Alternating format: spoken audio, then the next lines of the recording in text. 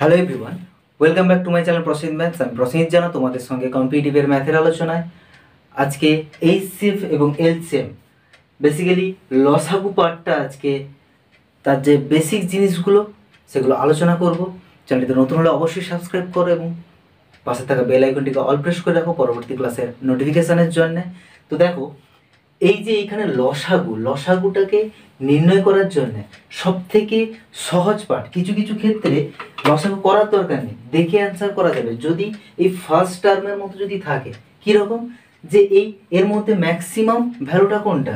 এইটা হচ্ছে maximum value. দেখতে হবে এইটা বাকি যে সংখ্যাগুলো আছে সেটা দিয়ে ভাগ যাচ্ছে কিনা। 5, 20, 100, 10, 10, 100, 20, 5, 100, 25, 4, 100 প্রত্যেকটা দিয়ে ভাগ চলে যাচ্ছে। তাহলে এগুলো কেটে দাও, এইটাই হচ্ছে তার অ্যান্সার। ক্লিয়ার?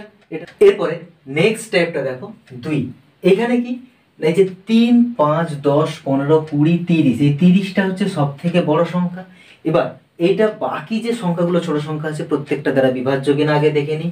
3 10 30, 5 6 30, 10 3 30, 15 2 30, 20 2 40। তাহলে 20 দিয়ে যাচ্ছে না, তাহলে এইগুলোকে বাদ দিয়ে বাকি 20 এবং 30-এর লসাগুফল যেটা হবে, অর্থাৎ 20 আর 30-এর হচ্ছে 10 2 20, 10 3 30, 3 2 60 অ্যান্সার। নতুবা সেটা লসাগু করতে পারো, নতুবা আরেকটা প্রসেস আছে কি, যে ম্যাক্সিমাম প্রাইস যেটা, যে ম্যাক্সিমাম ভ্যালু যেটা আছে, ভ্যালু এই দুটোর মধ্যে যেটা বড় হবে তার ডবল করে দিই।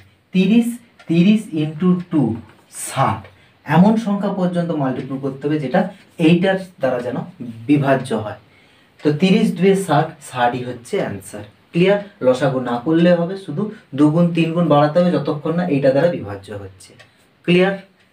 সেকেন্ড টাইপ বোঝা গেল। থার্ড আরেক ধরনের সংখ্যা থাকে বা সংখ্যাগুচ্ছ থাকে, এক্ষেত্রেও সেই ম্যাক্সিমাম যে ভ্যালুটা সেইটাকে আগে চিহ্নিতকরণ করব।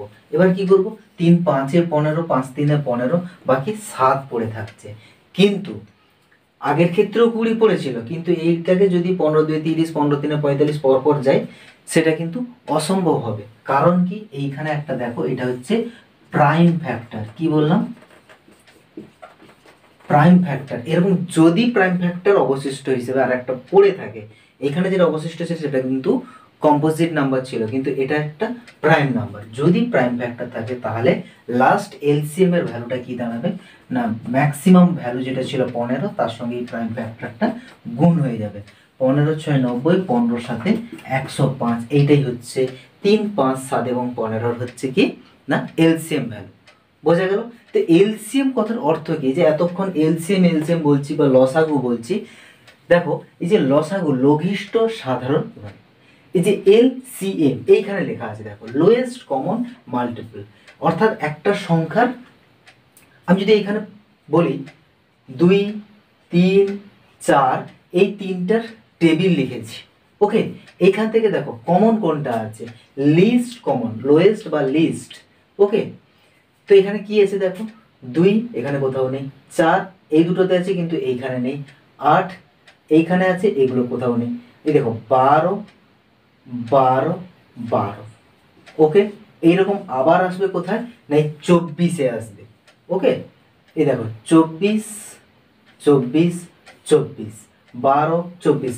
লিস্ট যেহেতু 12 বেরিয়েছে, 12-র পরে 24, 24-এর পরে 48 পরপর আসবে, কিন্তু এটা আমার দেখার বিষয় নয়। ক্লিয়ার? এইটাই হচ্ছে লিস্ট কমন মাল্টিপ্লাই।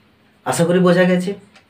ওকে, বেসিক্যালি এই তিনটা পার্টটা আমার জানানো মূল উদ্দেশ্য ছিল, কারণ এটা এত সেই দাগ টেনে টেনে এরকম বড় করে লসাগু প্রত্যেক ক্ষেত্রে করার দরকার নেই। কিছু যেটা চোখে পড়বে ম্যাক্সিমাম নাম্বারের যেটা ফ্যাক্টর থাকবে সবগুলোকে কেটে বাদ দিয়ে বাকি যে ছোট পার্ট থাকবে ওইটাকে নিয়েই আলোচনা করাটা বা ওইটা নিয়েই প্রবলেমটা এগানো অনেকটা সহজ।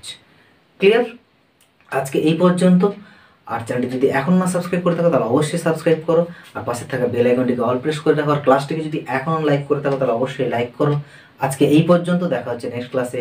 Thank you.